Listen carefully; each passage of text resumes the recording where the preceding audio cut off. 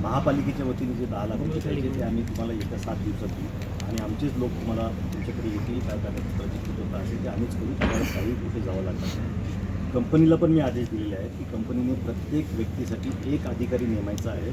तो अधिकारी सगळे कागदपत्र करून घेणार आहे आणि तोच अधिकारी तुम्हाला घरपोच सगळी व्यवस्था करणार, तुम्हाला कुठे जावं लागणार नाही आणि कंपनीचा फॉलोअप मी करणार. कंपनीवर कारवाई पण आणि करणार. आम्हाला मुलांच्या भेटायची शिक्षणाचा खर्च कंपनी करणार आहे. मुलांचे ज्यांचे ज्यांचे मुलं आहेत त्यांना सांगू द्या कंपनीवर कारवाई करणार. आणि नोकरी महानगरपालिकेत पाहिजे. सांगितलं ना की त्यांना कारवाई म्हणजे इथे कुणावरही नोकरी पाहिजे जेवढे कोणालाही सोडणार नाही. दोषी असणाऱ्यांना नक्कीच प्रायश्चित्त महानगरपालिकेत पाहिजे. कंपनीत नको. पाहिजे का? कंपनीत पाहिजे का म्हणलं? नाही आहे ना, हा, नाही, राहू दे, राहू दे. तुम्हाला पाहिजे का? नाही, नाही, नाही. हो आहेत आमच्याकडे. चला रस्ता मोकळा करा प्लीज.